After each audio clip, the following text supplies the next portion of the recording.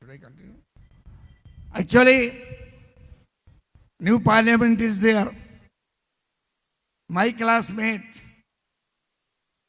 Ramnath Kovind, we were together in a college, BNSD college, RSS college, studied in Kanpur. Ramnath Kovind was studying with me. He became Rashtrapati, President of India. When they organized event of foundation stone for new parliament, who is custodian of constitution? Rashtrapati. He was not invited in that function. Why? Because Sudras cannot be felicitated in auspicious occasion. So Ramnath Kovind was not invited at the time of foundation. What to talk of entry into temple? He cannot enter in temple, okay. Their religion does not permit to allow ladies, Dalits, Malekshas to temple, okay. That we can understand. But parliament is the temple of democracy. Parliament is not the center of a faith. It is not center of the Vedic faith, Puranic faith, or Quranic faith. It is a temple of the constitution. It is the temple of the Indian people of all faiths. So its foundation stone, Mahamahim Rashtrapati Ramnath Kovind was not invited. Afterward, when new parliament was completed, its inauguration was there. The lady Rashtrapati was not invited. Fortunately, unfortunately, Draupadi Murmu is also Dalit, Adivasi, and also widow. Widow, Dalit, Rashtrapati, how can she be invited? What type of India they dream of? Let us think of it. What type of India they dream of? They want to have the rule of a particular sect. They want to have a rule on the basis of Puranic faith and Puranic guidelines. Manusmriti and whatever has been laid down with their thinkers, whether Guru Govalkar and before that many thinkers had been there. They say, one statement, recent statement, Mohan Bhagwat ji, last month Mohan Bhagwat ji said, if some rats enter house, some rats, and create trouble in the house, rats cannot claim right in the home. They deserve to be poisoned and killed. Who are those rats? Who are those rats? Those rats are all those who are not included in that very particular fold, which RSS considered a dignified race to rule the country. And you know, you should understand, you are most literate state, what type of system they want to implement in India, bring it about in India by replacing the present constitution, which is one of the best constitution of the world. Why? Because they don't want to share power with anybody else. They want to make India small, but they want to rule India by their own whimsical, ideological faith. And they never accepted constitution. They are a dual character. Though while contesting election, going to election, they swear by Constitution of India. Before returning officer, after being elected, go to parliament, swear by the Constitution. If they become minister, they swear by the Constitution. But they have least regard for the Constitution. I remember when Atal Bihari Vajpayee was Prime Minister and Rashtrapati was K.R. Narayanan from Kerala.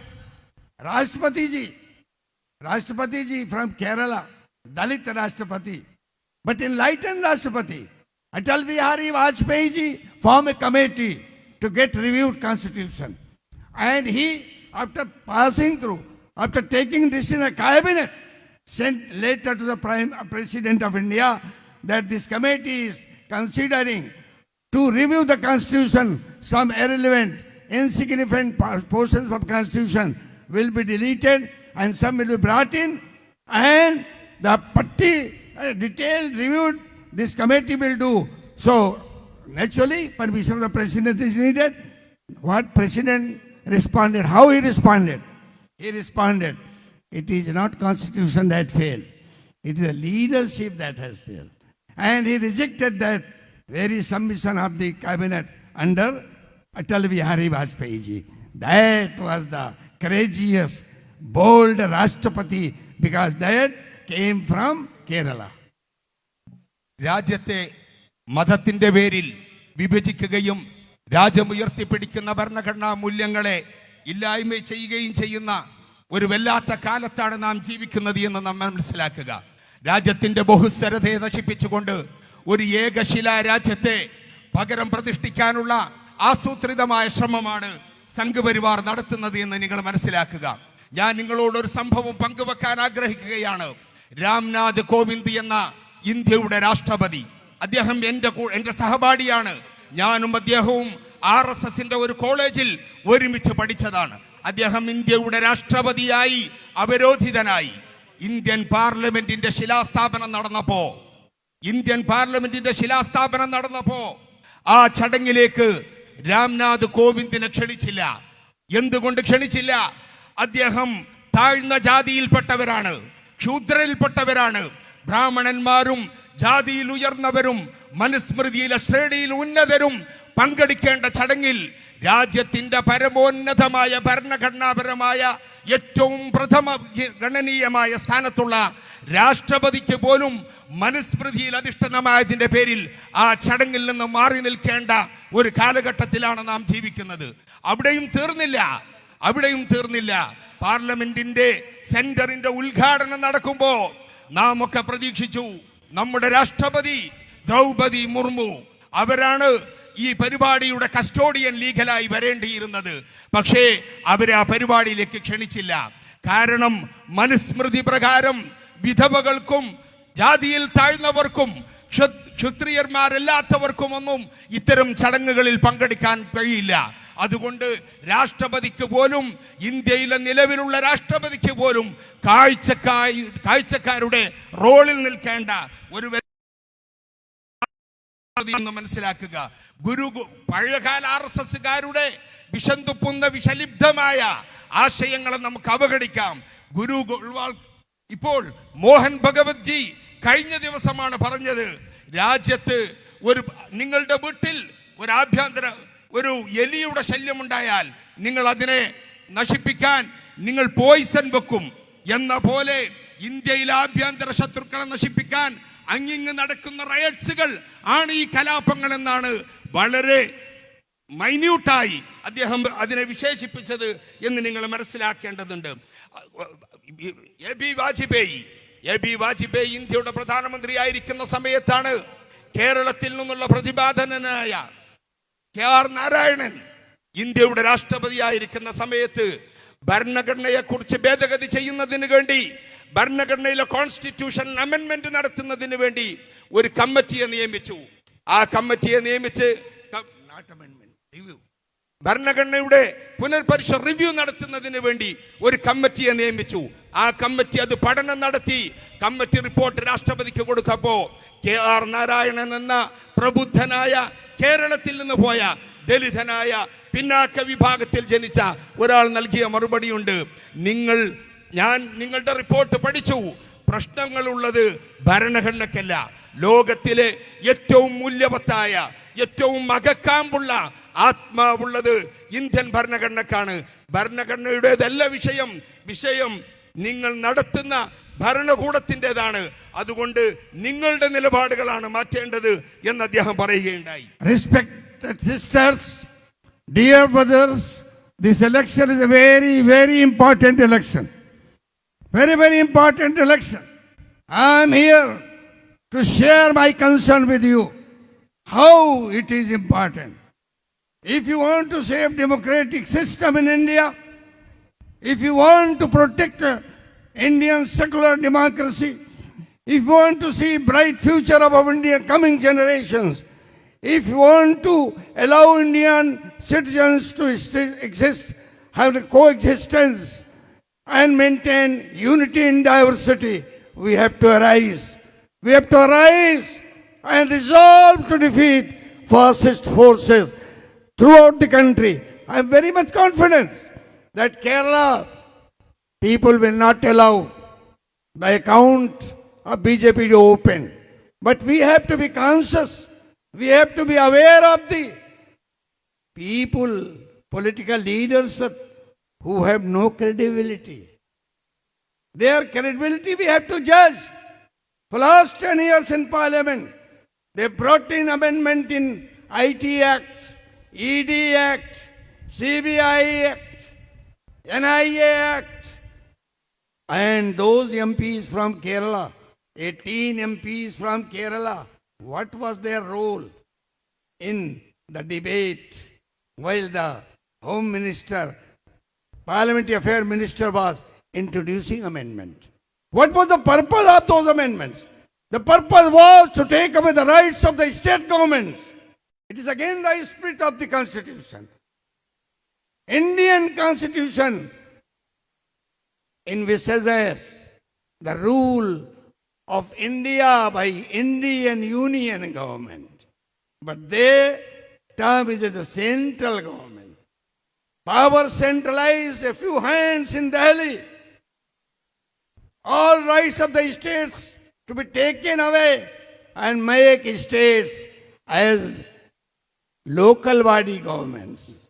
No power. Whomever they want, they may send notice. Even if CM is there on the false application, they may send him to jail. And they lure, coerce, force all opposition leaders either to join BJP or go to jail. Those join BJP, they get cleaned by their washing machine. And they become clean. All allegations are gone. There is a saying in Uttar Pradesh, corrupt businessman, if some ED notice come, you just have this lotus dupatta on your shoulder, say that I have joined BJP. ED people will go back. They will not proceed action against you. So this type of practice is going on. This is political corruption. Electoral bonds, clear corruption. What was there? Just to snatch money. Extortion from the industrialist. Wrongdoers, of course. Those who are dishonest, those who are corrupt, those who are cheating government, those who are defeating the schemes of government, they got hold. And notices were there. When they purchased electro bonds, they were purified. So that is the happening in the country. You know everything what is there. And ultimately what they say? We vote to the people. Suppose you voted to the people of Congress. Tomorrow they jump to BJP. That is happening. Hundreds of Congress leaders throughout the country. Even deputy CMs, ministers, they are jumping to Congress, BJP, leaving behind Congress. It means they are selling out your votes. In Kerala, no such opportunity is there, I think. But if they are silent while your issues are being debated, when amendments are being debated, when CA is being debated, why amendment NIA is being debated, if they are silent, why our captain, Honorable Chief Minister, Pinarayi Vijayan is holding dharna in Jantar Mantar. For whom? Life Mission of Kerala. For what? Pension to the students, scholarship to the students. Pension to the helpless senior citizens. Ration, kerosene. What for they he was holding dharna? Because government of India, Indian Union government was not allocating our legitimate fund. That's why our Honorable CM, ministers and MLAs went then Delhi to have a dharna. What was the role of the 18 MPs, you ask? What were you doing there? Why did not participate in dharna? It was not the dharna for the sake of the CPM, CPI, RSP, or INL. It was for the sake of the Keralite as a whole. It was for the welfare scheme of the Kerala. Life mission schemes were there. Either you criticize and oppose life mission, or you should have participated in dharna opposing high-handedness of Modi government. But they failed to discharge their duty. They were sitting in Central Hall Parliament, enjoying coffee and tea and laughing with each other and not fighting with our fighter, model role Chief Minister of Kerala. ഈ തവണ നാം polling ബൂത്തിലേക്ക് പോകുമ്പോൾ കൂടുതൽ ജാഗ്രതയോടെയാണ് നമ്മുടെ സമ്മതിദാനാവകാശം വിനിയോഗിക്കേണ്ടത്. രാജ്യത്തെ രക്ഷിക്കുക എന്നുള്ള ചരിത്രപരമായ ഉത്തരവാദിത്തം നിർവഹിക്കുക എന്നുള്ളത് കൂടിയാണ് ഈ തവണത്തെ വോട്ടിന്റെ ഏറ്റവും വലിയ പ്രത്യേകത എന്ന് നാം മനസ്സിലാക്കണം. രാജ്യത്തെ നിലവിലുള്ള സംവിധാനങ്ങളെയൊക്കെയും അട്ടിമറിച്ചുകൊണ്ട് രാജ്യത്തുള്ള എല്ലാ അന്വേഷണ ഏജൻസികളെയും ദുരുപയോഗം ചെയ്തുകൊണ്ട് സംഘപരിവാരം കേന്ദ്ര ഭരണകൂടം രാജ്യത്ത് ഒരു പ്രത്യേക തരം ഭരണമാണ് നടത്തിക്കൊണ്ടിരിക്കുന്നത്. നിങ്ങൾക്കറിയാം, IT ആക്ട് ഭേദഗതി ചെയ്തത്, CBI ആക്ട് ഭേദഗതി ചെയ്തത്, ED ആക്ട് ഭേദഗതി ചെയ്തത്, അവസാനം NIA ആക്ട് ഭേദഗതി ചെയ്തത്. NIA ആക്ട് ഭേദഗതി ചെയ്ത്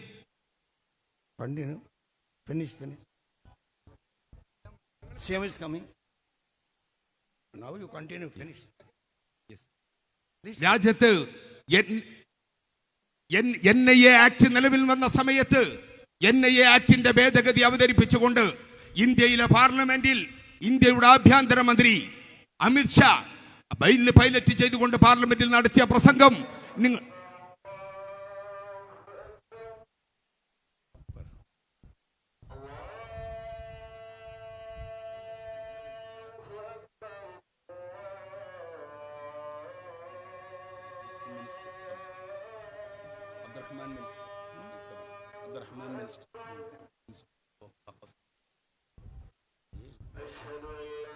is going on the front.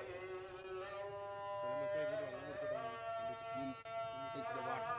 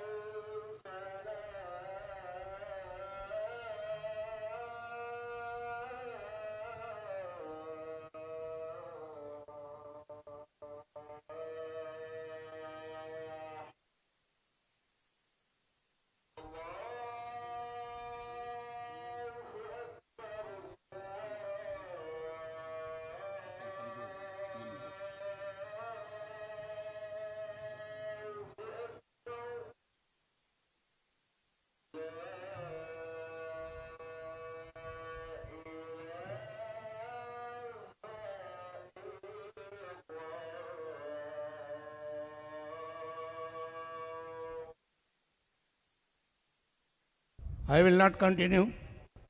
Honorable CM is already on the stage. Just I am going to conclude. I was in Muslim League for 35 years. I was working with Ibrahim Sulaiman Said Sahib, Qaid Millat Muhammad Ismail Sahib. Qaid Millat Ismail Sahib, the person, the leader, who never compromised dignity of the party. Even Nehru and Patel threatened him in parliament, floor of parliament. Why you are using this flag, this name? He said, it is our constitutional right. So long a single Muslim is there, he used to say, we'll continue our party with flag. But today, Muslim League, our old friends, what they are doing?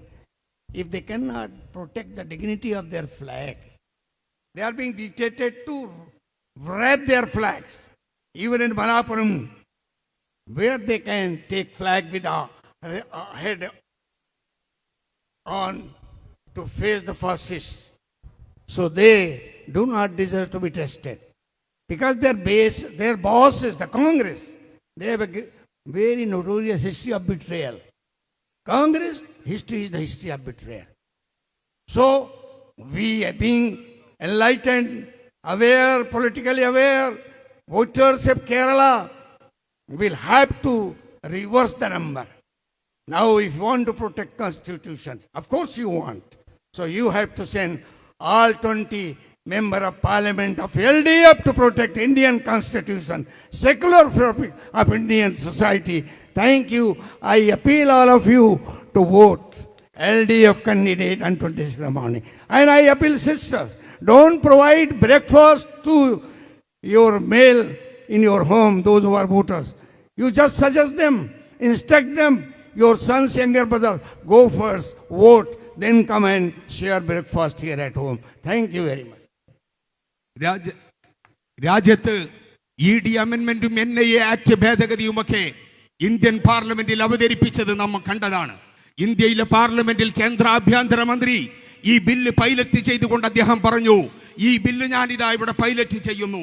ആരാണ് രാജ്യദ്രോഹികൾ, ആരാണ് രാജ്യസ്നേഹികൾ എന്ന് രാജ്യം കാണട്ടെ എന്ന് പറഞ്ഞപ്പോ ബില്ലിന്റെ സഭയിൽ ഹാജരുണ്ടായിരുന്ന കോൺഗ്രസ് അംഗങ്ങളൊക്കെയും ഒന്നിന് പിറകെ ഒന്നായി പാർലമെന്റിൽ നിന്ന് ഒളിച്ചോടുന്ന കാഴ്ച, ലജ്ജാകരമായ കാഴ്ചക്ക് രാജ്യം സാക്ഷ്യം വഹിച്ചു. ഒരു ശബ്ദം ആ സമയത്ത് ഇന്ത്യൻ പാർലമെന്റിൽ ഉയർന്നു പൊങ്ങി.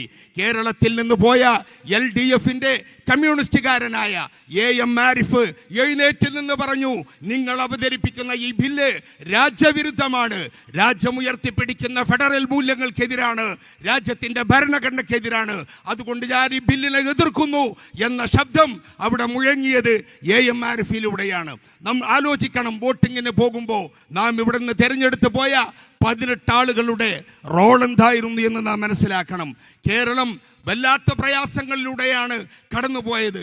നിങ്ങൾക്കറിയാം, നമ്മുടെ റേഷൻ അവർ കട്ട് ചെയ്തു, ലൈഫ് മിഷൻ അട്ടിമറിക്കാൻ ആസൂത്രിതമായ ശ്രമങ്ങൾ നടക്കുന്നു, മണ്ണെണ്ണയെ വെട്ടിച്ചുരുക്കിയിരിക്കുന്നു, പെൻഷനെ അട്ടിമറിക്കാൻ ശ്രമിക്കുന്നു. സാമ്പത്തികമായി കേരളത്തിന്റെ കഴുത്തിന് കയറിട്ട് മുറുക്കിക്കൊണ്ടിരിക്കുകയാണ്. കാരണം പിണറായി വിജയന്റെ നേതൃത്വത്തിലുള്ള കേരളത്തിലെ ജനക്ഷേമപരമായ ഭരണത്തിന്റെ സൽകീർത്തിയെ എങ്ങനെയെങ്കിലും ഒന്ന് ഇകഴ്ത്തി കാണിക്കാനുള്ള ആസൂത്രിതമായ ശ്രമമാണ് കേന്ദ്രത്തിൽ നിന്ന് നടക്കുന്നത്. ഇതിനെതിരായി ബഹുമാനപ്പെട്ട മുഖ്യമന്ത്രിയുടെ നേതൃത്വത്തിൽ ഡൽഹിയിൽ സമരം നടന്നപ്പോൾ നമ്മൾക്ക് ആ സമരം കോൺഗ്രസ് കേരളത്തിലെ CPM-കാർക്ക് വേണ്ടിയായിരുന്നില്ല, INL-കാർക്ക് വേണ്ടിയായിരുന്നില്ല, LDF-കാർക്ക് വേണ്ടിയായിരുന്നില്ല, കേരളത്തിന്റെ ക്ഷേമത്തിനും കേരളത്തിനും വേണ്ടിയുള്ള സമരമായിരുന്നു. പക്ഷെ ദൗർഭാഗ്യകരമെന്ന് പറയട്ടെ, ആ സമരത്തിന്റെ പരിസരത്ത് ഒരു കോൺഗ്രസ്സുകാരനെയും കണ്ടില്ലെന്ന് മാത്രമല്ല, അവിടെ സമർപ്പിക്കാനുള്ള മെമ്മോറാണ്ടത്തിൽ ഒപ്പിടാൻ പോലും കോൺഗ്രസ്സുകാർ തയ്യാറായില്ല. അത്തരം MP-മാരെ ഇനി നാം സഹിക്കേണ്ടതുണ്ടോ എന്ന് നാം ആലോചിക്കേണ്ടതുണ്ട് എന്ന് സാന്ദർഭികമായി ഞാൻ നിങ്ങളോട് സൂചിപ്പിക്കുകയാണ്. അതോടൊപ്പം ഞാൻ ഇവിടെ വന്നപ്പോഴാണ് അറിയുന്നത്, വയനാട്ടിൽ മുസ്ലിം ലീഗുകാർക്ക് അവരുടെ പതാക ഉയർത്താൻ കഴിഞ്ഞില്ല. എത്ര അപമാനകരമാണ്, എത്ര ലജ്ജാകരമാണ് ആ സംഭവം എന്ന് നിങ്ങളൊന്ന് ആലോചിച്ച് നോക്കൂ. ഒരു രാഷ്ട്രീയ പ്രസ്ഥാനത്തിൻ്റെ ഐഡന്റിറ്റിയാണ് ആ പതാക. നിങ്ങൾക്ക് നിങ്ങളുടെ പതാക ഉയർത്താൻ കൂടിയുള്ളതാണ് ഈ സമരം എന്ന് നിങ്ങൾ മനസ്സിലാക്കുക. ഇഷ്ടമുള്ള ഭക്ഷണം കഴിക്കാൻ, ഇഷ്ടമുള്ള വസ്ത്രം ധരിക്കാൻ, ഇഷ്ടമുള്ള മതം വിശ്വസിക്കാൻ, അതോടൊപ്പം ഒന്നുകൂടി ചേർക്കണം, ഇഷ്ടമുള്ള പാർട്ടിയുടെ കൊടി ഉയർത്തിപ്പിടിക്കാൻ കൂടിയുള്ളതാണ് ഈ സമരം.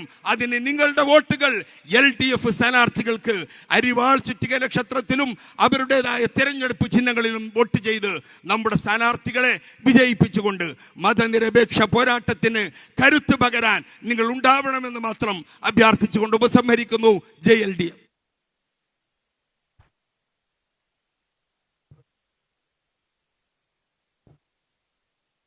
പ്രിയപ്പെട്ടവരെ, നമ്മുടെ ഏറ്റവും പ്രിയങ്കരനായ കേരളത്തിൻ്റെ മുഖ്യമന്ത്രി താനൂരിലെത്തിയിരിക്കുകയാണ്. നിരവധി യോഗങ്ങൾ പങ്കെടുത്താണ് അദ്ദേഹം ഇവിടെ എത്തിയിട്ടുള്ളത്. അദ്ദേഹത്തെ ഞങ്ങളോട് സംസാരിക്കുന്നതിന് വേണ്ടി ക്ഷണിക്കുക.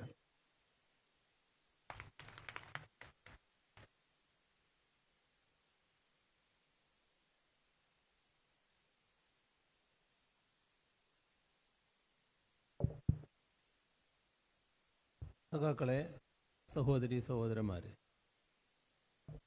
നമ്മുടെ തെരഞ്ഞെടുപ്പിൻ്റെ അവസാന ഘട്ടത്തിലാണ് നാം ഇപ്പോൾ നിൽക്കുന്നത്.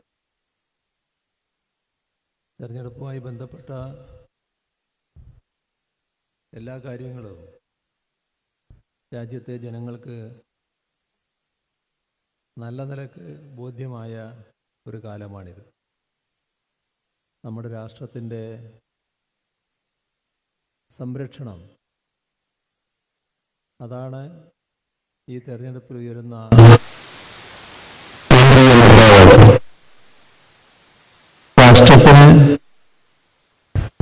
രാഷ്ട്രത്തിൻ്റെ മൂല്യങ്ങൾ സംരക്ഷിക്കണമെങ്കിൽ, ഭരണഘടന സംരക്ഷിക്കണമെങ്കിൽ, മതനിരപേക്ഷതയും ജനാധിപത്യ വ്യവസ്ഥയും സംരക്ഷിക്കപ്പെടണമെങ്കിൽ ഈ രാജ്യത്ത് ഇതെല്ലാം തകർക്കുന്നതിന് നേതൃത്വം കൊടുക്കുന്ന BJPയെ പരാജയപ്പെടുത്തേണ്ടതുണ്ട് എന്നതാണ് പൊതുവെ ജനങ്ങൾക്കുള്ള ധാരണ. ആ നിലക്കുള്ള വലിയൊരു മുന്നേറ്റം രാജ്യത്താകെ നടക്കുന്ന ഒരു ഘട്ടമാണിത്. നമ്മുടെ രാജ്യത്തിൻ്റെ ജനാധിപത്യ വ്യവസ്ഥ വലിയ തോതിലാണ് അട്ടിമറിക്കപ്പെടുന്നത്. ഇവിടെ തെരഞ്ഞെടുപ്പ് രംഗം സാധാരണഗതിയിൽ ജനങ്ങളുടെ ജനാഭിലാഷമനുസരിച്ച് തിരഞ്ഞെടുക്കപ്പെടുക എന്നതാണ് ജനാധിപത്യ പ്രക്രിയയിൽ തിരഞ്ഞെടുപ്പിലൂടെ നടക്കുന്നത്.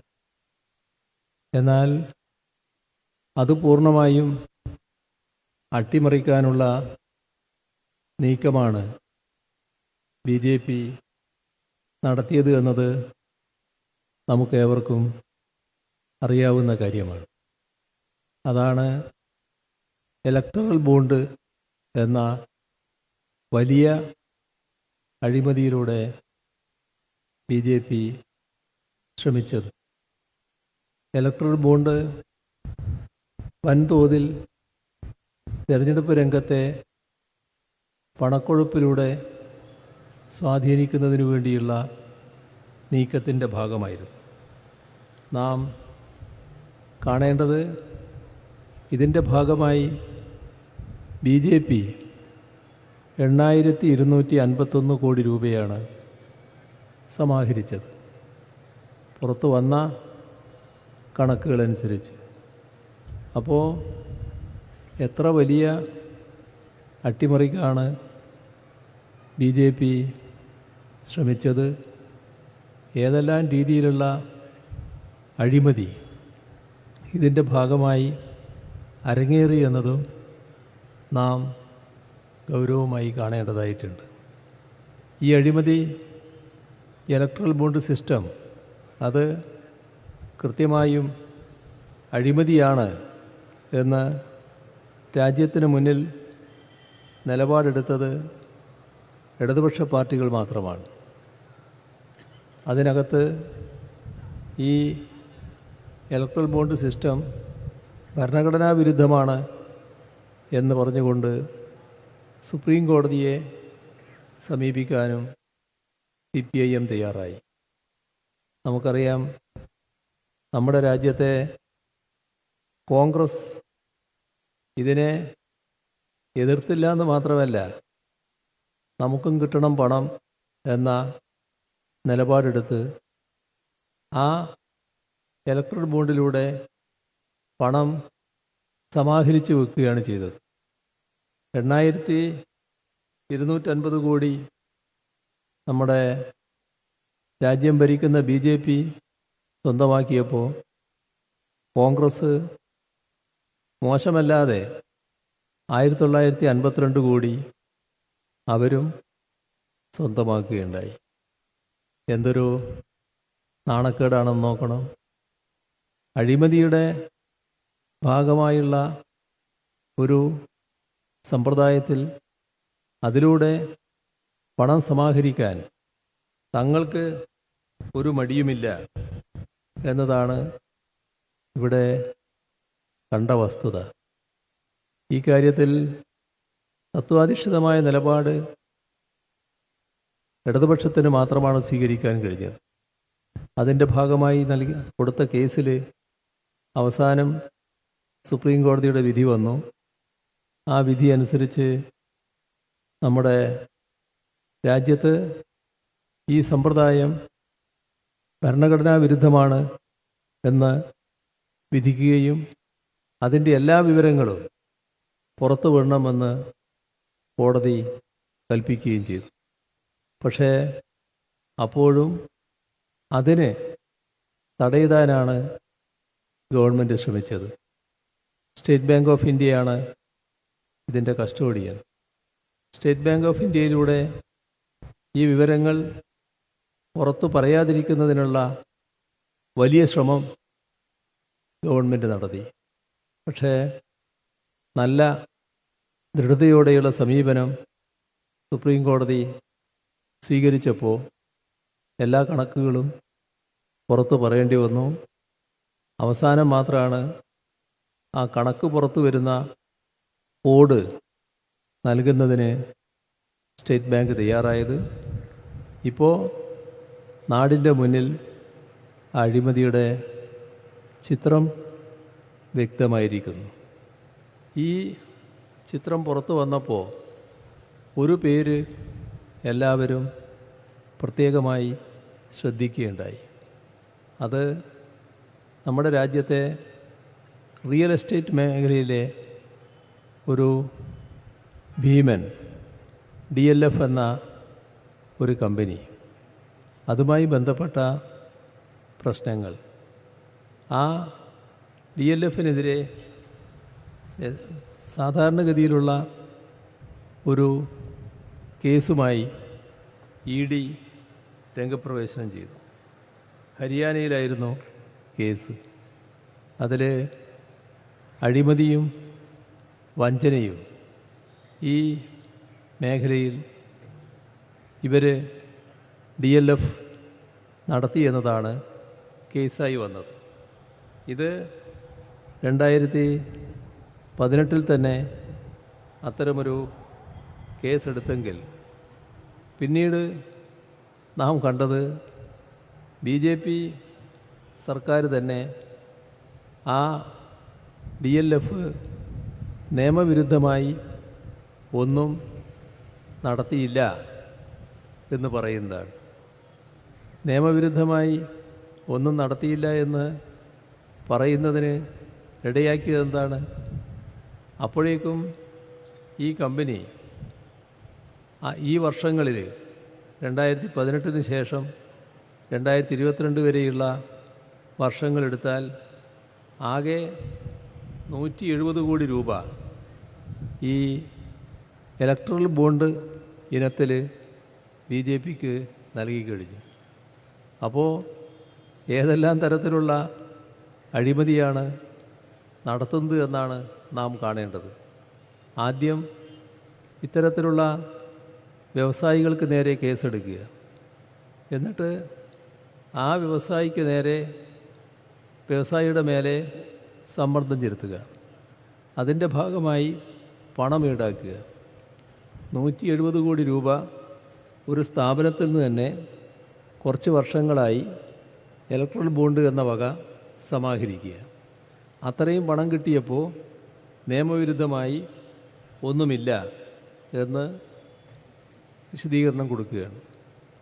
ഇവിടെ ഈ പറയുന്ന DLF കമ്പനിയുമായി ബന്ധപ്പെട്ടായിരുന്നു കോൺഗ്രസിൻ്റെ പേര് വലിയ തോതിൽ ഉയർത്തിക്കൊണ്ടുവന്നിരുന്നത്. പ്രിയങ്ക ഗാന്ധിയുടെ ഭർത്താവുമായി ബന്ധപ്പെട്ട ഒരുപാട് പ്രശ്നങ്ങൾ ഇതിൻ്റെ ഭാഗമായിട്ടായിരുന്നു ഉയർന്നു വന്നിരുന്നത്. അതെല്ലാം ഈ 170 കോടിയിൽ അവസാനിപ്പിക്കുന്നു എന്നതാണ് കാണാൻ നമുക്ക് സാധിക്കുക. അപ്പോൾ BJP സ്വീകരിക്കുന്ന രീതി, നമ്മുടെ രാജ്യത്തിലെ ജനാധിപത്യ പ്രക്രിയ, അന്വേഷണ വ്യവസ്ഥ, ഇത്തരം കാര്യങ്ങളൊക്കെ എങ്ങനെ അട്ടിമറിക്കപ്പെടുന്നു എന്നതാണ് ഇതിലൂടെ വ്യക്തമാകുന്നത്. അവരുടെ ലക്ഷ്യം ഒന്ന് മാത്രമേ ഉള്ളൂ, അത് പണം സമ്പാദിക്കുക എന്നതാണ്. അവരാണ് അഴിമതിക്കെതിരെ വലിയ സംസാരം നടത്തി ഘോഷിച്ച് നടക്കുന്നത് എന്നത് നാം കാണേണ്ടതായിട്ടുണ്ട്. ഇത് അധികാരത്തിലിരിക്കുന്ന BJPക്ക് ഇത്തരത്തിൽ ബാധകമാണെങ്കിൽ കോൺഗ്രസിൻ്റെ അവസ്ഥയോ?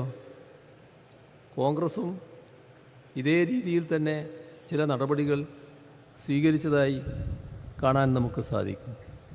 ആന്ധ്രാപ്രദേശിലെ ഒരു രാജ്യസഭാംഗം, അദ്ദേഹം BJPയുടെ നേതാവാണ്, BJP രാജ്യസഭാംഗമാണ്. അദ്ദേഹത്തിൻ്റെ പേര് ചിന്നകുണ്ട മുനിസ്വാമി രമേശ്. അദ്ദേഹം വലിയ തോതിൽ വ്യവസായ രംഗത്തുള്ള ഒരു മാന്യനാണ്. അദ്ദേഹത്തിൻ്റെ കമ്പനിയാണ് ഋത്തിക് പ്രോജക്റ്റ് പ്രൈവറ്റ് ലിമിറ്റഡ്. അദ്ദേഹത്തിന് ഒരു ഘട്ടത്തിൽ BJP നേതാവാണെങ്കിലും വല്ലാത്തൊരു സ്നേഹം കോൺഗ്രസിനോട് തോന്നുന്നു.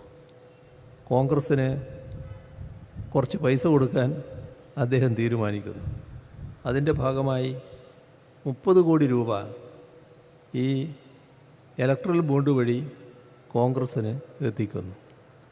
ഒരാൾക്ക് ഒരു പാർട്ടിയോട് സ്നേഹം തോന്നുന്നു, പാർട്ടിക്ക് പണം കൊടുക്കുന്നു എന്ന് ധരിക്കണമെന്നാണ് നമ്മളോട് ഇവർ പറയുക.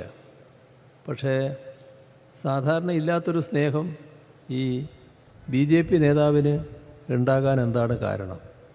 BJP നേതാവിൻ്റെ കയ്യിൽ നിന്നും അത്തരം പണം സ്വീകരിക്കാൻ കോൺഗ്രസിനെ പ്രേരിപ്പിച്ച ഘടകമെന്താണ്? അതുമായി ബന്ധപ്പെട്ട് പിന്നീട് പരിശോധിക്കുമ്പോഴാണ് ഹിമാചൽ പ്രദേശിൽ കോൺഗ്രസ് ഗവൺമെൻറ്റായിരുന്നു ആ ഘട്ടത്തിൽ. ആ ഗവൺമെൻറ്റിന് ജലവൈദ്യുത പദ്ധതികൾ നൽകുന്ന ഒരു രീതിയുണ്ടായിരുന്നു. അവിടെയുള്ള ജലവൈദ്യുത പദ്ധതിക്കായി ഇവർ അപേക്ഷിക്കുന്നു. ഈ പറഞ്ഞ ഋത്തിക് പ്രോജക്റ്റിന് അവിടെയുള്ള ജലവൈദ്യുത പദ്ധതി അനുവദിക്കുന്നു. അപ്പോൾ എങ്ങനെ അഴിമതിയുമായി ബന്ധപ്പെട്ട് കോൺഗ്രസ് നിൽക്കുന്നുവെന്നാണ് ഇതിലൂടെ വ്യക്തമാകുന്നത്. ഒരു ഭാഗത്ത് BJP അഴിമതിയിലൂടെ പണം സമ്പാദിക്കുന്നു, വേറൊരു വഴിയിൽ അതേ മാർഗം സ്വീകരിച്ച് തന്നെ കോൺഗ്രസും പണം സമ്പാദിക്കുന്നു എന്നതാണ് കാണാൻ നമുക്ക് സാധിക്കുക. നമ്മുടെ രാജ്യത്തെ ജനാധിപത്യ വ്യവസ്ഥിതി ഏതെല്ലാം രീതിയിൽ അട്ടിമറിക്കപ്പെടുന്നു എന്നതിൻ്റെ ഏറ്റവും വലിയ തെളിവ് ഇന്ന് 2 സംസ്ഥാന മുഖ്യമന്ത്രിമാരാണ് ജയിലിൽ കഴിയുന്നത്. അതിൽ ഏറ്റവും ഒടുവിലായത് ഡൽഹി മുഖ്യമന്ത്രി അരവിന്ദ് കെജ്രിവാൾ. കെജ്രിവാൾ നമ്മുടെ കോടതി മുൻപാകെ ചില വസ്തുതകൾ വെളിപ്പെടുത്തുകയുണ്ടായി. ഒരു തെളിവുമില്ലാതെയാണ് തന്നെ അറസ്റ്റ് ചെയ്തിരിക്കുന്നത് എന്നാണ് അദ്ദേഹം പറഞ്ഞത്. ഹാജരാക്കിയ തെളിവെന്താണ്? ഒരാൾ നൽകിയ മൊഴി, മാപ്പുസാക്ഷി. ആരാണ് മാപ്പുസാക്ഷി? ഒരു വ്യവസായി, ശരത് ചന്ദ്ര റെഡ്ഡി എന്ന ഒരു വ്യവസായി. ആ വ്യവസായിയെ ആദ്യം അറസ്റ്റ് ചെയ്യുന്നു. അറസ്റ്റ് ചെയ്ത് അദ്ദേഹം ജയിലിലായപ്പോൾ സ്വാഭാവികമായും അവിടെ നിന്ന് ഒഴിവാകാൻ അദ്ദേഹത്തിൻ്റെ കുടുംബമേ വ്യവസായ കുടുംബമാണ്, അച്ഛൻ വ്യവസായിയാണ്, എല്ലാവരും ശ്രമിക്കുന്നു. ആ ശ്രമത്തിൽ BJPക്ക് ഇലക്ട്രൽ ബോണ്ട് നൽകാൻ തയ്യാറാകുന്നു. അദ്ദേഹത്തിൻ്റെ വകയുള്ള കമ്പനികളിലൂടെ 55 കോടി രൂപയുടെ ഇലക്ട്രൽ ബോണ്ട് നൽകുന്നു. അതോടൊപ്പം മറ്റൊരു ഡീൽ കൂടി ഉറപ്പിക്കുകയാണ്. വ്യവസായിയായ ആൾക്ക് എങ്ങനെയെങ്കിലും ഇറങ്ങി വരണമെന്നുണ്ടാവുമല്ലോ. അപ്പോൾ നിങ്ങളിറങ്ങിക്കോ, നിങ്ങൾക്കൊരു തടസ്സവുമില്ല. ഒരു കാര്യം വേണം, നിങ്ങൾ മാപ്പുസാക്ഷിയാകണം. അപ്പോൾ ED തയ്യാറാക്കുന്ന മൊഴി കോടതിയിൽ മാപ്പുസാക്ഷിയായി കൊടുക്കണം. അതിൽ ആ മൊഴിയാണ് കെജ്രിവാളിനെതിരായുള്ള തെളിവായി ഹാജരാക്കിയത് എന്നാണ് കെജ്രിവാൾ കോടതിയിൽ ഉന്നയിച്ച പ്രശ്നം. എവിടെയെത്തുന്നു നമ്മുടെ നീതിന്യായ വ്യവസ്ഥ? ഇതാണ് നാം കാണേണ്ട കാര്യം. നമ്മുടെ രാജ്യത്ത് ജനാധിപത്യ രീതികൾ ഏതെല്ലാം തരത്തിൽ അട്ടിമറിക്കപ്പെടുന്നു എന്നുള്ളതാണ് ഇവിടെ ഏറ്റവും പ്രാധാന്യത്തോടെ നാം ശ്രദ്ധിക്കേണ്ടത്. ഈ കാര്യത്തിൽ മറ്റൊരു നില കൂടി നാം കാണേണ്ടതായിട്ടുണ്ട്. കെജ്രിവാളിൻ്റെ അറസ്റ്റിന് ഇടയാക്കിയത് കോൺഗ്രസിൻ്റെ നിലപാട് കൂടിയായിരുന്നു. കോൺഗ്രസ് നേരത്തെ മുതൽ കെജ്രിവാളിനെതിരെ ആരോപണം ഉന്നയിക്കുന്നുണ്ടായിരുന്നു. ഒരു വർഷം മുൻപ് ഇതേ കേസിൽ ഈ മന്ത്രിസഭയിലെ കെജ്രിവാളിൻ്റെ മന്ത്രിസഭയിലെ ഉപമുഖ്യമന്ത്രി മനീഷ് സിസോദിയ, അദ്ദേഹത്തെ പോലീസ് അറസ്റ്റ് ചെയ്യുകയുണ്ടായി. ആ അറസ്റ്റ് ചെയ്യപ്പെട്ടപ്പോൾ കോൺഗ്രസ് അവിടെ ചോദിച്ച ചോദ്യം, എന്തുകൊണ്ട് കെജ്രിവാളിനെ അറസ്റ്റ് ചെയ്യുന്നില്ല? കെജ്രിവാളാണല്ലോ മുഖ്യ സൂത്രധാരകൻ, അദ്ദേഹത്തെ എന്തുകൊണ്ട് കേസിൽപ്പെടുത്തുന്നില്ല? ഇതായിരുന്നു കോൺഗ്രസിൻ്റെ പ്രധാന ചോദ്യം. ഇത്തരം കേസുകളിൽ നാം കാണേണ്ടത് രാജ്യത്താകെ BJP ഇതര പ്രതിപക്ഷ പാർട്ടികളുടെ നേരെ എല്ലാ അന്വേഷണ ഏജൻസികളെയും ഉപയോഗിച്ചുള്ള വേട്ടയാടലാണ് BJP നടത്തിക്കൊണ്ടിരിക്കുന്നത്. അതിൻ്റെ ഭാഗമായി CBI ഉണ്ട്, ED ഉണ്ട്, സാമ്പത്തിക കുറ്റാന്വേഷണ വിഭാഗമുണ്ട്, ഇപ്പോഴാണെങ്കിൽ ഇൻകം ടാക്സും ഉണ്ട്. ഇവരെല്ലാവരും നമ്മുടെ രാജ്യത്തെ BJP ഇതര പ്രതിപക്ഷ പാർട്ടികളുടെ നേരെ വലിയ വലവീശി നടക്കുകയാണ്. ഇതിൻ്റെ ഭാഗമായി കോൺഗ്രസ്സിലെ ഒരുപാട് നേതാക്കൾക്കെതിരെ ഇത്തരം നടപടികളുണ്ടായിട്ടുണ്ട്. അത് വരുമ്പോൾ അതിനെ എതിർക്കാൻ കോൺഗ്രസ് തയ്യാറാകാറുണ്ട്, ശക്തമായി അതിനെതിരെ പ്രതികരിക്കാറുണ്ട്. പക്ഷേ അതേ കാര്യം മറ്റ് കോൺഗ്രസ് ഇതര പ്രതിപക്ഷ പാർട്ടികളുടെ നേരെ വരുമ്പോൾ ഈ കോൺഗ്രസ് അവിടെ കേന്ദ്ര അന്വേഷണ ഏജൻസിയോടൊപ്പം നിൽക്കുന്ന കാഴ്ചയാണ് കാണാൻ കഴിയുന്നത്. അതാണ് കെജ്രിവാളിൻ്റെ കാര്യത്തിൽ ഉണ്ടായത്. അതിൻ്റെ ഏറ്റവും വലിയ സാക്ഷിയായി കെജ്രിവാൾ മാറിയിരിക്കുകയാണ്. ഇപ്പോൾ കഴിഞ്ഞ 31-ാം തീയതി ഡൽഹി രാംലീല മൈതാനിയിൽ വലിയൊരു പ്രതിഷേധ യോഗം രാംലീല മൈതാനി നിറഞ്ഞു കവിയുമാറ് സംഘടിപ്പിക്കപ്പെടുകയുണ്ടായി. ആ യോഗത്തിൽ നിരനിരയായി ഇരിക്കുന്നുണ്ടായിരുന്നു കോൺഗ്രസ് നേതാക്കൾ. നല്ല കാര്യമാണ്. പക്ഷേ അവർക്കൊരു കാര്യം കൂടി പറയായിരുന്നു, ഞങ്ങൾ നേരത്തെ സ്വീകരിച്ച നിലപാട് തെറ്റായിപ്പോയി എന്ന് പറയാനുള്ള രാഷ്ട്രീയ ആർജവം അവർക്ക് കാണിക്കാമായിരുന്നു. അതവർ കാണിച്ചില്ല. പക്ഷേ അതിനുശേഷവും നിലപാടിൽ വ്യത്യാസമുണ്ടോ? നിലപാടിൽ വ്യത്യാസമുണ്ടെങ്കിൽ കേരളവുമായി ബന്ധപ്പെട്ട പ്രശ്നങ്ങളിൽ കേന്ദ്ര അന്വേഷണ ഏജൻസികൾ സ്വീകരിക്കുന്ന നിലപാടിൽ ആ മാറ്റം കാണണമല്ലോ. ഇപ്പോൾ കിഫ്ബിക്കെതിരെ കേന്ദ്ര അന്വേഷണ ഏജൻസികൾ രംഗത്ത് വന്നല്ലോ.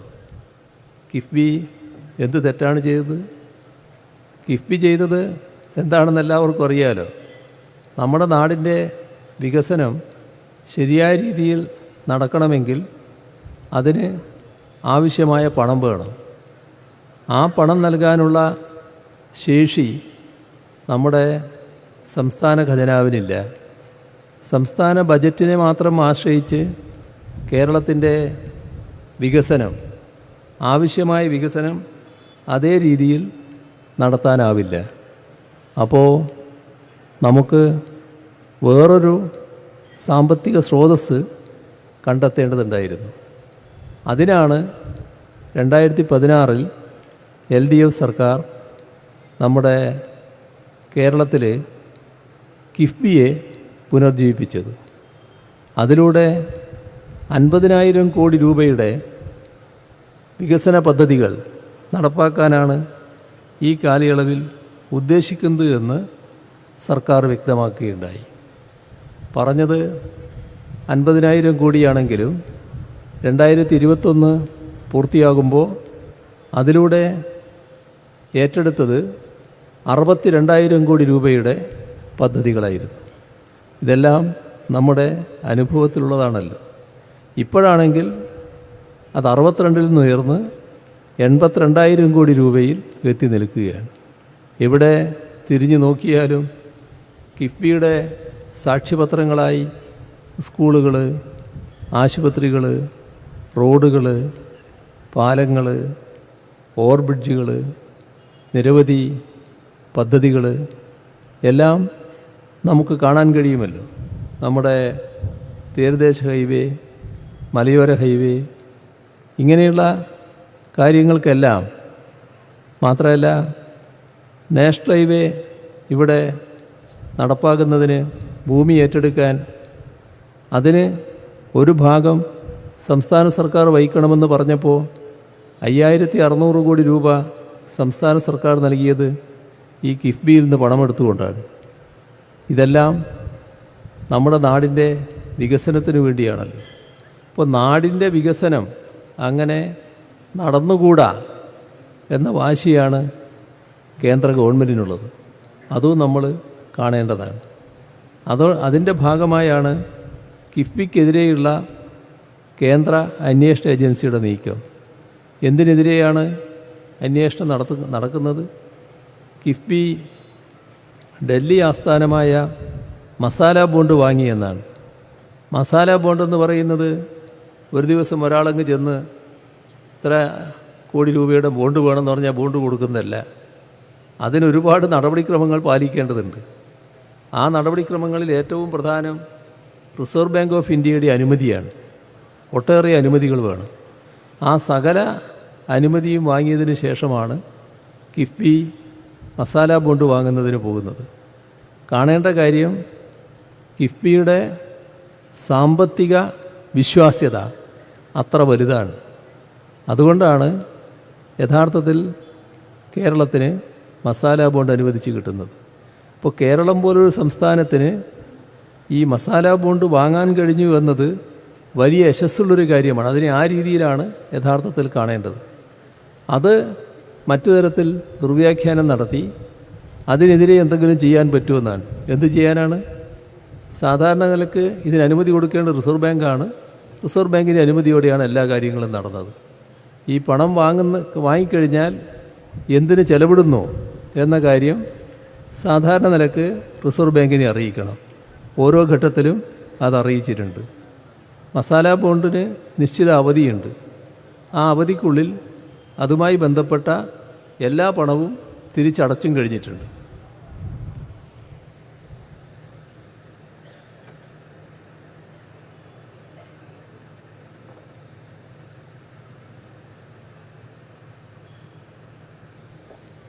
ഒരു പൈ അതിൽ ബാക്കി നിൽക്കുന്നില്ല.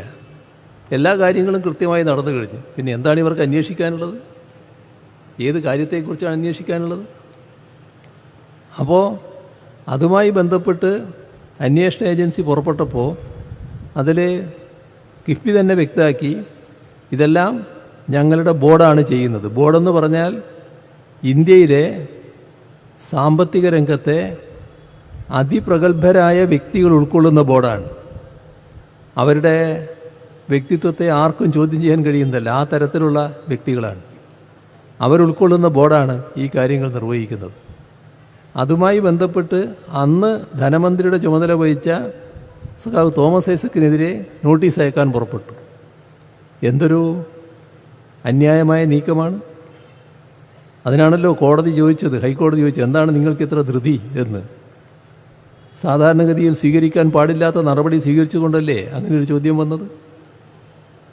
ഇപ്പോൾ ഞാൻ പറഞ്ഞു വന്നത്, ഈ കഴിഞ്ഞ 31-ന് ശേഷം കോൺഗ്രസിൻ്റെ മനോഭാവത്തിൽ വല്ല മാറ്റം ഉണ്ടോ എന്നാണ്. മാറ്റമില്ലല്ലോ. അതിന് ശേഷമാണല്ലോ പ്രതിപക്ഷ നേതാവ് സഖാവ് ഐസക്കിനെ കുറ്റപ്പെടുത്തിക്കൊണ്ട് പ്രസ്താവന നടത്തിയത്. അപ്പോൾ ഒരു ഭാഗത്ത് ED നോട്ടീസ് അയക്കുന്നു, മറുഭാഗത്ത് ഐസക്കിനെ കുറ്റപ്പെടുത്തിക്കൊണ്ട് പ്രതിപക്ഷ നേതാവ് പ്രസ്താവന നടത്തുന്നു. ഇത് രണ്ടും ഒരേ സമയത്തല്ലേ? നേരത്തെ ED കിഫ്ബിക്കെതിരെ വന്നപ്പോൾ ഞങ്ങൾ നേരത്തെ ഇതല്ലേ പറയുന്നത്, നിങ്ങൾ എന്താണ് വൈകിയത് എന്നാണ് കേരളത്തിലെ കോൺഗ്രസും പ്രതിപക്ഷ നേതാവും ചോദിച്ചത്. ഇതാണ് മനോഭാവം. ഈ മനോഭാവത്തിലാണ് മാറ്റം ഉണ്ടാകേണ്ടത്. അപ്പോൾ കേരളത്തിനെതിരായിട്ടുള്ള ഒരു നില പൊതുവെ സ്വീകരിക്കുന്നതാണ് നമുക്ക് കാണാൻ സാധിക്കുക. നമ്മുടെ നാടിൻ്റെ കൂടെ നിൽക്കാൻ കോൺഗ്രസ്സിനോ കോൺഗ്രസിൻ്റെ ഭാഗമായി ഇവിടുന്ന് ജയിച്ചു പോയ MPമാർക്കോ കഴിയുന്നില്ല എന്നത് നാം ഗൗരവമായി കാണേണ്ടതായിട്ടുണ്ട്. ഇപ്പോൾ കഴിഞ്ഞ ലോക്സഭാ തെരഞ്ഞെടുപ്പിൽ 20-ൽ 18 പേരാണ്, ഏറ്റവും ഒടുവിലത്തെ കണക്കാണ് ഞാൻ പറയുന്നത്, 18 പേരാണ് UDFനോടൊപ്പം ഉള്ളത്, 2 പേരാണ് LDFനോടൊപ്പം. ആലപ്പുഴയിലെയും കോട്ടയത്തെയും MPമാരായ ആരിഫും തോമസ് ചാഴിക്കാടനും. ബാക്കി 18-അംഗ സംഘം ഏതെങ്കിലും ഘട്ടത്തിൽ നമ്മുടെ പ്രതീക്ഷക്കനുസരിച്ച് പാർലമെൻറ്റിൽ പ്രവർത്തിച്ചിട്ടുണ്ടോ? ഇവിടെ പറഞ്ഞല്ലോ, നമ്മുടെ പൗരത്വ നിയമ ഭേദഗതിയുടെ പ്രശ്നങ്ങൾ ഇവിടെ പറഞ്ഞു കഴിഞ്ഞിട്ടുണ്ട്. ആ പൗരത്വ നിയമ ഭേദഗതി വരുമ്പോൾ ഇവർ ആരെയെങ്കിലും കണ്ടോ എവിടെയെങ്കിലും? ഇവിടെ ഏറ്റവും പ്രധാനപ്പെട്ട പ്രശ്നമാണ് നമ്മുടെ RSSൻ്റെ അജണ്ട അനുസരിച്ചാണ് ഈ കാര്യങ്ങളൊക്കെ നടക്കുന്നത്. ആ RSS അജണ്ട അനുസരിച്ച് നടപ്പാക്കിയ രണ്ടാമത്തെ കാര്യമാണ് ജമ്മു കാശ്മീരിൻ്റെ പ്രത്യേക പദവി എടുത്തു കളയൽ, അതിനൊരു സംസ്ഥാനമല്ലാതാക്കൽ, ആ സംസ്ഥാനത്തെ 3 വിഭജിക്കൽ. ഇതെല്ലാം ഒരു കടലാസെടുത്ത് വായിച്ചുകൊണ്ട് ഒരു ദിവസം ആഭ്യന്തരമന്ത്രി പാർലമെൻറ്റിൽ പ്രഖ്യാപിക്കുകയായിരുന്നു. രാജ്യം മുഴുക്കെ കനത്ത പ്രതിഷേധം. കോൺഗ്രസിനെ ആ പ്രതിഷേധത്തിൻ്റെ കൂടെ കണ്ടോ? എന്താ അവർ കാണാതിരുന്നത്? ഉണ്ടായില്ലല്ലോ. ഇവിടെയുള്ള 18-അംഗ സംഘത്തെ കണ്ടോ? കോൺഗ്രസിൻ്റെ രാജ്യസഭയിലെ ചീഫ് വിപ്പ്, അദ്ദേഹത്തിന് ആവേശം അടക്കാൻ പറ്റിയില്ല. ഓ, എന്തൊരു നല്ല കാര്യമാണ് BJP ചെയ്തത് എന്നാണ് അദ്ദേഹത്തിൻ്റെ ധാരണ. അദ്ദേഹം കോൺഗ്രസ് വിട്ട് നേരെ BJP പോയി. BJP അദ്ദേഹത്തെ വീണ്ടും രാജ്യസഭാംഗമാക്കി രാജ്യസഭയിലേക്ക് അയച്ചു. ഇത്തരം സംഘപരിവാർ മനസ്സുകാരെത്ര? അപ്പോൾ സംഘപരിവാറിൻ്റെ ആശയത്തോട് ഒട്ടി നിന്നല്ലേ ഇത്തരം കാര്യങ്ങൾ ചെയ്യുന്നത്. ഇവിടെ പറഞ്ഞല്ലോ NIA ഭേദഗതി ബില്ലിൻ്റെ കാര്യം. UAPA ഒരു കരിനിയമമാണല്ലോ. ആ കരിനിയമം കൂടുതൽ കരിനിയമമാക്കാൻ ഭേദഗതിയായിട്ട് BJP ഗവൺമെൻറ് വന്നു. കോൺഗ്രസ് ആരെ കൂടിയാണ് നിന്ന് BJPയുടെ കൂടെ. ഇപ്പോൾ രാജ്യത്ത് മതനിരപേക്ഷതയെ ബാധിക്കുന്ന പ്രശ്നങ്ങൾ RSS അജണ്ടയുടെ ഭാഗമായി നടപ്പിലാക്കപ്പെടുമ്പോൾ നമ്മളെ ഈ 18 അംഗ സംഘത്തെ എവിടെയും കണ്ടില്ലല്ലോ. മാത്രമല്ല ആ 18 അംഗ സംഘം നമ്മുടെ കേരളത്തിൻ്റെ പ്രശ്നങ്ങളിൽ കേരളത്തോടൊപ്പം നിന്നോ?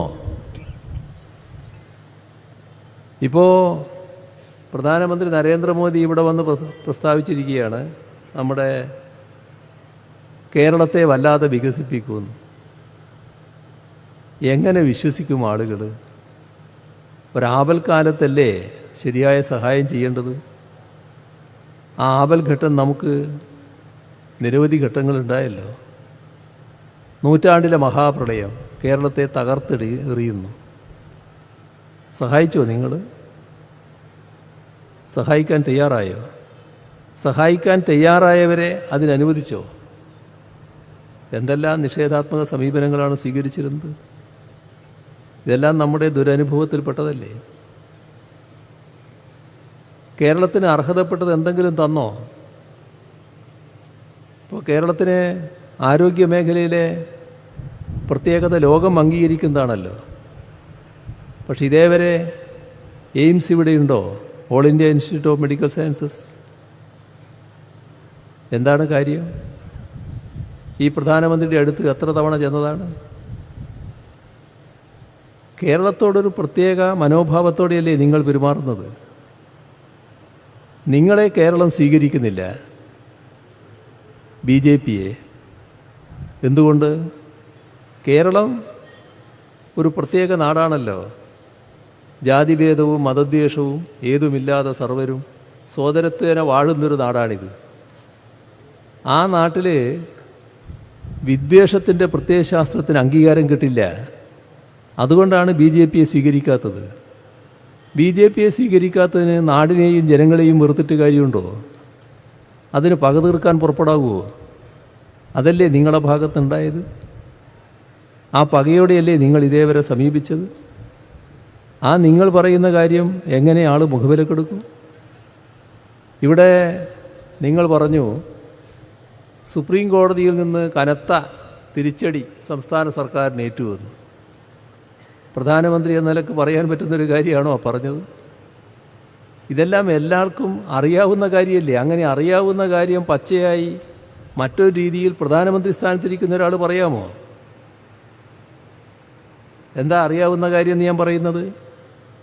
സുപ്രീം കോടതിയിൽ ഗതിയില്ലാതെയാണ് ഞങ്ങൾ പോയത്. കാരണം ഒരുപാട് നിവേദനങ്ങൾ നടത്തി, ഒരു ഫലവുമില്ല. അവസാനമാണ് സുപ്രീം കോടതിയെ സമീപിക്കുന്നത്. സുപ്രീം കോടതിയെ സമീപിക്കുമ്പോൾ ഞങ്ങൾ നൽകിയൊരു സ്റ്റേറ്റ്മെൻ്റ് ഉണ്ട്.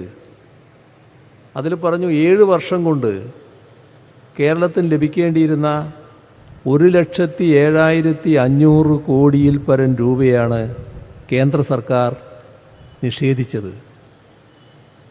നമ്മൾ ആലോചിച്ച് നോക്കൂ, ഒരു സംസ്ഥാനത്തിന് 7 വർഷം ലഭിക്കേണ്ട പണം 1,07,500 കോടി രൂപ ലഭിക്കാതിരുന്നാൽ ആ സംസ്ഥാനം എങ്ങനെ മുന്നോട്ട് പോകും? ഏതെല്ലാം മേഖലയിൽ ചെലവഴിക്കേണ്ട പണമാണത്? ആ കേസ് ആ പണം കിട്ടാൻ വേണ്ടിയായിരുന്നില്ല, അതൊരു വസ്തുത പറഞ്ഞു എന്നുള്ളത് മാത്രമാണ്. ആ കേസ് നടന്നുകൊണ്ടിരിക്കുമ്പോഴാണ് ഇപ്പം തരേണ്ട ഒരു പണത്തിൻ്റെ പ്രശ്നം വന്നത്. അപ്പോൾ 13,000 കോടിയിൽ പരം രൂപ ഇപ്പോൾ കിട്ടേണ്ടതാണ്. അത് നമുക്ക് അർഹതപ്പെട്ടതാണ്. ആ പ്രശ്നം കോടതിയുടെ മുന്നിലെത്തിയപ്പോൾ കോടതി പറഞ്ഞു, നിങ്ങൾ 2 ഗവൺമെൻറ്റുകളല്ലേ, നിങ്ങൾ ചർച്ച ചെയ്യൂ. ചർച്ച ചെയ്തപ്പോൾ കേന്ദ്ര ഗവൺമെൻറ് മുട്ടാപ്പോക്കുന്നില്ല. നിങ്ങൾ കേസ് പിൻവലിച്ചാലേ ഞങ്ങൾ എന്തെങ്കിലും ചെയ്യും. കോടതിയുടെ മുൻപാകെ എല്ലാം പറഞ്ഞു. അപ്പോൾ സുപ്രീം കോടതി കേന്ദ്ര ഗവൺമെൻറ്റിനോട്, നിങ്ങൾ എന്താണ് ഈ ചെയ്യുന്നത്? ഈ 13,000 കോടിയിൽ പരം രൂപ കേരളത്തിന് അർഹതപ്പെട്ടതല്ലേ? നിങ്ങൾ ആദ്യം അത് കൊടുക്കൂ. അതാണ് സുപ്രീം കോടതി എടുത്ത നിലപാട്. ആ പണം ആ നിലപാടിൻ്റെ ഭാഗമായി തരേണ്ടി വന്നു. ഇതൊരു ഔദാര്യമല്ല കേട്ടോ, ഇത് കേരളത്തിന് അർഹതപ്പെട്ടതാണ്. ആ അർഹതപ്പെട്ട പണം കിട്ടുന്നതിനടക്കം സുപ്രീം കോടതിയുടെ ഇടപെടൽ വേണ്ടി വന്നു എന്നാണ് അനുഭവം. അതിൻ്റെ ശേഷം ആ കാര്യം ഗൗരവമായി കോടതി പരിശോധിക്കുകയാണ്, കേസ് പരിശോധിക്കുകയാണ്, വാദം കേൾക്കുകയാണ്. അവസാനം കോടതി പറഞ്ഞു, ഇവിടെ ഉന്നയിച്ചത് അതീവ ഗൗരവമായ വിഷയമാണ്, പക്ഷേ ഞങ്ങൾ ഇതേവരെ കടക്കാത്തൊരു മേഖലയാണിത്. അതായത് സുപ്രീം കോടതി ഇതുവരെ വ്യക്തത വരുത്താത്തൊരു മേഖലയാണിത്. ഏതാണത്? സാമ്പത്തിക ഫെഡറലിസം. ആ സാമ്പത്തിക ഫെഡറലിസത്തിൽ എന്ന തത്വം ലംഘിക്കുന്നു എന്നാണ് കേരളം ഉന്നയിച്ച പ്രശ്നം. അതിൽ നേരത്തെ സുപ്രീം കോടതി ഒരു നിലപാടെടുത്തിട്ടില്ല. ഇത് ഗൗരവമായി കേൾക്കേണ്ട വിഷയമാണ്. അതുകൊണ്ട് 5 അംഗ ഭരണഘടനാ ബെഞ്ചിന് ഈ കേസ് വിടുന്നു എന്നാണ് പറഞ്ഞത്. അത് കേരളത്തിൻ്റെ വാദം അംഗീകരിച്ചുകൊണ്ട് കോടതി സ്വീകരിച്ച നിലപാടാണ്.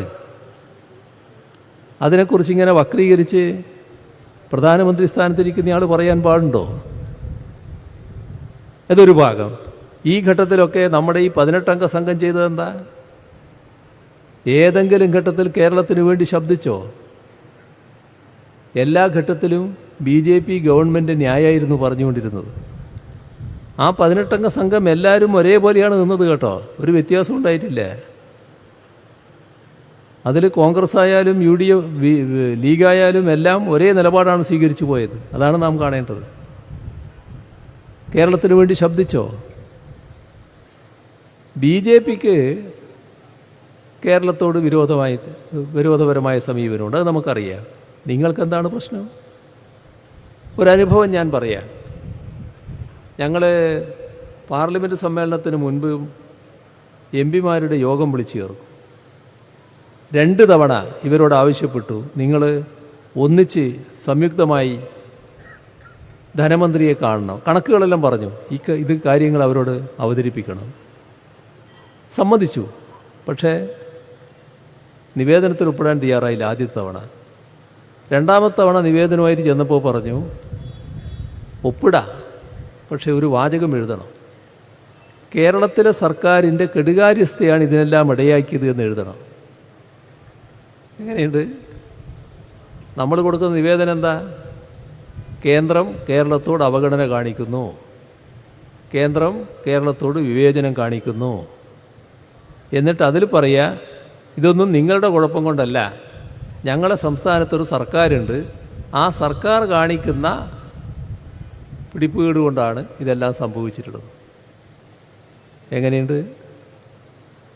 ഇത്ര കണ്ട് BJP സർക്കാരിനോട് ഒട്ടി നിൽക്കുന്ന നില എങ്ങനെ വന്നു ഇവർക്ക്? ഇതാണ് നാം കാണേണ്ടത്. നമ്മൾ ഈ കഴിഞ്ഞ 5 വർഷക്കാലത്തെ അനുഭവം, BJP സ്വീകരിക്കുന്ന കേരള വിരുദ്ധ നില, അതേ കേരള വിരുദ്ധ നിലയാണ് നമ്മൾ ഇവിടുന്ന് തിരഞ്ഞെടുക്കപ്പെട്ടു പോയ ഇവർ കാണിച്ചത്, ഈ 18 അംഗ സംഘം കാണിച്ചത്. ഇതിൻ്റെ ഭാഗമായി നമ്മുടെ കേരളത്തിലാകെ ഒരു മണ്ഡലവും ഒഴിവില്ല. എല്ലാ മണ്ഡലങ്ങളിലും ശക്തമായ വികാരം ഈ കേരള വിരുദ്ധ നിലപാട് സ്വീകരിച്ചവർക്കെതിരെ ഉയർന്നു വന്നിരിക്കുകയാണ്. അതാണ് ഈ തെരഞ്ഞെടുപ്പിൻ്റെ ഏറ്റവും വലിയ പ്രത്യേകത. അതിൻ്റെ ഫലമായി സംഭവിക്കുന്നത് എന്താ? എല്ലാ മണ്ഡലങ്ങളിലും അതിശക്തമായ ഒരു LDF അനുകൂല തരംഗം അലയടിച്ചുയരുന്നു എന്നാണ് കാണാൻ നമുക്ക് കഴിയുന്നത്. ഈ സാഹചര്യത്തിലാണ് ഞങ്ങളിവിടെ ഇടതുപക്ഷ ജനാധിപത്യ മുന്നണി സ്ഥാനാർത്ഥിയായി സഖാവ് KS ഹംസയെ നിർത്തിയിരിക്കുന്നത്. ഇതിനകം തന്നെ പൊന്നാനി നിയോജകമണ്ഡലം ഹംസയെ നെഞ്ചേറ്റി കഴിഞ്ഞിട്ടുണ്ട്. വലിയ തോതിലുള്ള സ്വീകാര്യത ഇതിനകം KS ഹംസക്ക് ലഭിച്ചു കഴിഞ്ഞിട്ടുണ്ട്. നമ്മുടെ നാടിൻ്റെ പ്രശ്നങ്ങൾ, സംസ്ഥാനത്തിൻ്റെ പ്രശ്നങ്ങൾ, രാജ്യത്തുയർന്നു വരുന്ന പ്രശ്നങ്ങൾ, അതെല്ലാം നല്ല വ്യക്തതയോടെ അവതരിപ്പിക്കാൻ ഹംസക്ക് കഴിയും എന്നതിൽ ആരും സംശയിക്കേണ്ടതില്ല. എല്ലാവർക്കും അതേ രീതിയിൽ അഭിമാനിക്കാവുന്ന ഒരു പ്രതിനിധിയായി സഖാവ് ഹംസ തിളങ്ങും എന്നാണ് നാം കാണേണ്ടത്. അതുകൊണ്ട് തന്നെ സഖാവ് KS ഹംസയുടെ ചിഹ്നം അരിവാൾ ചുറ്റിക നക്ഷത്രമാണ്. അരിവാൾ ചുറ്റിക നക്ഷത്രം അടയാളത്തിൽ വോട്ട് രേഖപ്പെടുത്തി വലിയ ഭൂരിപക്ഷത്തോടെ പൊന്നാനിയുടെ പ്രതിനിധിയായി ലോക്സഭയിലേക്ക് KS ഹംസയെ അയക്കുക എന്ന് അഭ്യർത്ഥിച്ചുകൊണ്ട് അവസാനിപ്പിക്കുന്നു. നിങ്ങൾക്കെൻ്റെ അഭിവാദ്യങ്ങൾ.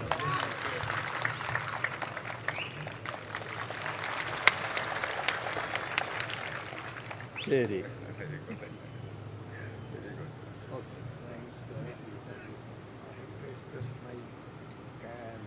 Thanks to continue our Rahman Devan to be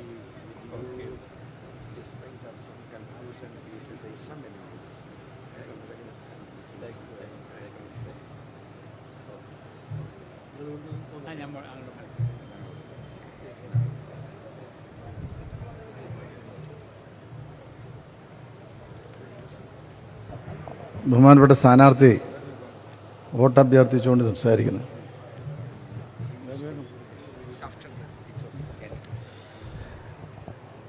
അഭിവന്ദ്യനായ കേരളത്തിൻ്റെ മുഖ്യമന്ത്രി അഭ്യർത്ഥിച്ചതനുസരിച്ച് തന്നെ ചുറ്റിക അരിവാൾ നക്ഷത്രം അടയാളത്തിൽ മത്സരിക്കുന്ന ഈ വിനീതന് നിങ്ങളുടെ ബന്ധുമിത്രാദികളുടെ നിങ്ങളുമായി ബന്ധപ്പെട്ട മറ്റുള്ളവരുടെ പരമാവധി വോട്ടുകൾ മുഴുവൻ ശേഖരിച്ച് വമ്പിച്ച ഭൂരിപക്ഷത്തോടുകൂടി വിജയിപ്പിച്ച് അനുഗ്രഹിക്കണമേ എന്ന് അഭ്യർത്ഥിച്ചുകൊണ്ട് നിർത്തുന്നു. താങ്ക്സ്.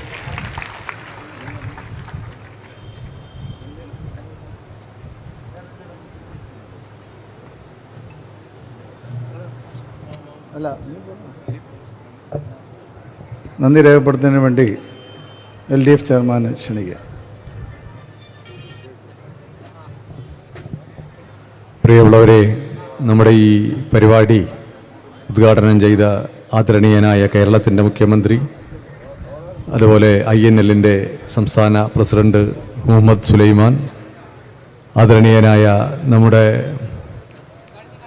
താനൂരിൻ്റെ ജനനായകൻ V. അദ്രൈമാൻ, മറ്റ് ഇടതുപക്ഷ ജനാധിപത്യ മുന്നണിയുടെ ആദരണീയരായ നേതാക്കൾ, ഈ പരിപാടിക്ക് ഇവിടെ എത്തിയിട്ടുള്ള മുഴുവൻ ജനങ്ങളെയും ഒറ്റവാക്കിൽ സ്നേഹത്തോടുകൂടി നന്ദി രേഖപ്പെടുത്തിക്കൊണ്ട് ഈ പരിപാടിയുടെ അവസാനിക്കുന്നു.